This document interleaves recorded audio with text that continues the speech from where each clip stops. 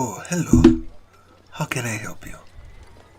Ah, you're a member of the Norville family. In that case, you must be here to pick up those writing supplies. Is that correct? Wonderful. Let me take a look at the manifest. Oh my, there's quite a bit here. If you don't mind me asking, what is all this for? Perhaps I could recommend some of our other products to help. Ah, I see. Yes, I've heard of the Norvilles, and that they've fallen from grace in hard times. I must say, it speaks volumes of your family's character that you haven't let this trickle down to us ordinary folk. So, this is all to help you reorganize your financial records to see if you can find wasted expenses. Well, that's quite sensible.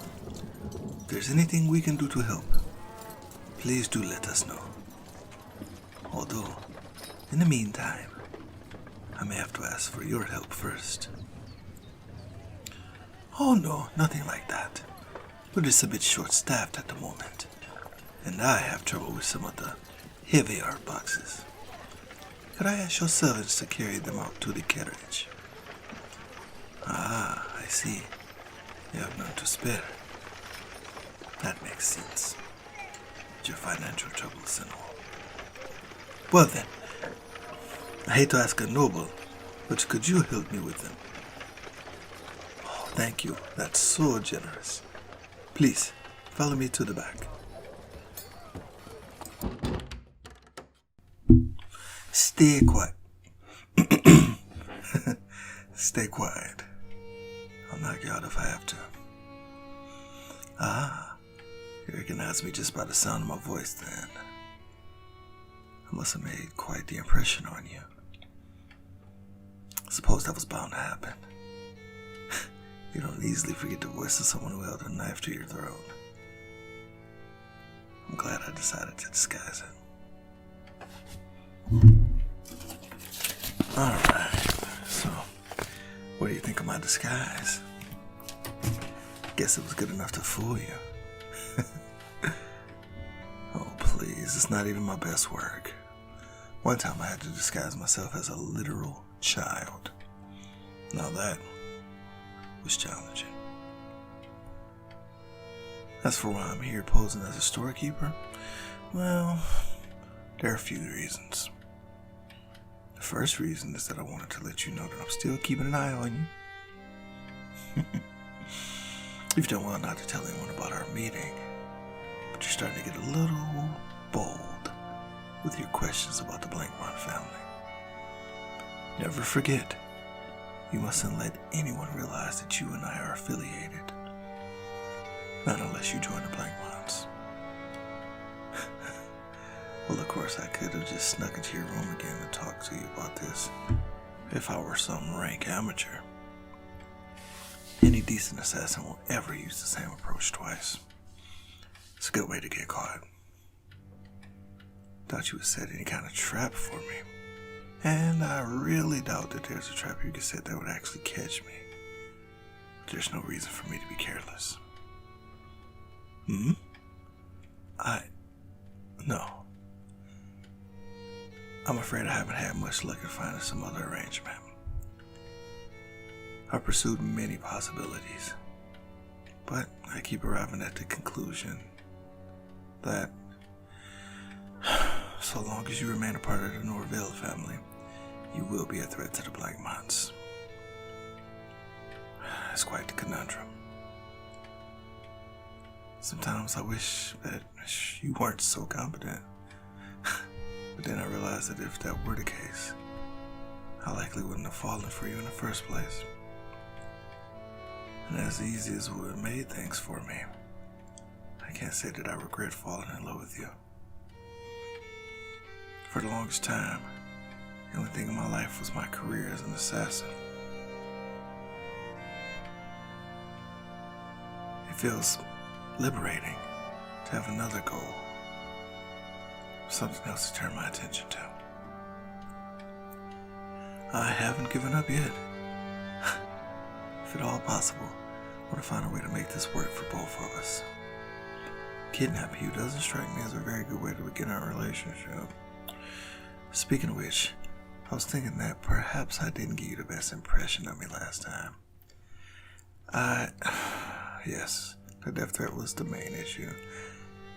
It was an empty threat, but I imagine that provides little comfort, doesn't it? I made you feel unsafe in your own home, your own bedroom. That's the sort of thing that can stay with a person. And though I don't see how else I could have done it, I regret it, nonetheless. But aside from threatening you, I feel that I've only presented one side of me to you, my professional side. I just want you to know that while I'm an assassin, I'm not just an assassin. I have other aspects to my personality. I'll confess, even at the best times, not always especially expressive. When you make a living by killing, you start to feel a bit numb to things. But still, I do like to laugh from time to time, and I have my own pastimes. So, although I'm still looking for solutions, would like to have a chance to show you a slightly more personable side of me. But perhaps if I can successfully woo you, you'll decide to come over to my side willingly. That would solve everyone's problems all at once. Yeah, suppose I am. I'm asking you out on a date. I'm fairly confident that if I'm given the opportunity to show you what I can bring to a relationship, you'll find yourself drawn to me. So, this is what I was thinking. A week from tomorrow, after the 6th bell is rung, we'll meet in front of the local tavern. I'll be in disguise, obviously. It wouldn't do for you to be seen with a blank mind. When I see you, I'll approach you and say, you're neither late nor early. That's how you'll know it's me. We can get a drink and a bite to eat, and then I will take you out to a play. I quite enjoy theater. Now I've selected one of my favorites. After that, well, we can keep it a surprise. What do you think? I can't exactly threaten you into agreeing to all this. It would defeat the purpose of endearing myself to you. All I can do to convince you is to promise you an enjoyable evening. Suppose if you need incentive, you can consider it a chance to woo me back. I don't find it likely, but perhaps you can convince me you're worth abandoning the blank months after all. Oh, so you don't need convincing, do you? Well, that's quite flattering. In that case, thank you for giving me a chance. I feel a little silly. I'm supposed to be a hardened killer, but I feel just a bit giddy that you agreed to date. Maybe it's because it's new territory for me. I've been in relationships before, but only ever as a part of a cover, usually to extract information or get close to somebody. So while I'm not inexperienced, this will be my first real date.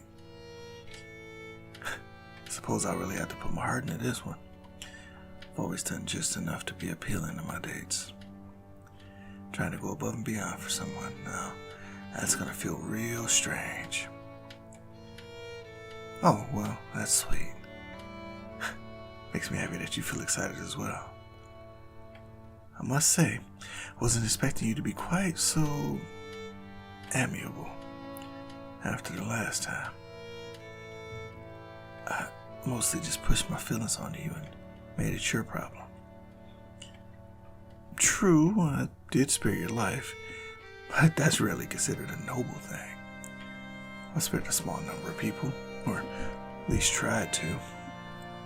They've always responded by attacking me or trying to expose me. I'm very grateful that you're different. Well then, it seems that we'll be seeing each other again very soon. I have to leave very soon, I'm afraid. I know that the store owner will be back from the errand I tricked him into. He should be back any minute. When he does get back, I'll need to be gone. Or he'll have some questions for me. Questions that are best left unanswered. Oh, alright. The boxes. Sorry. I don't have time to help with those, but you can wait for the owner if you like. Before I go, just keep an eye out. You were very vulnerable today. Once again, you were fortunate that I don't wish to harm you. You're a noble. I may not be the only assassin you ever encounter. I couldn't stand the thought of you being killed. For now, try not to be alone with strangers. If you really can't spare servants, then find a friend or family member to stay with you. Okay? Take care. I can't wait for our date.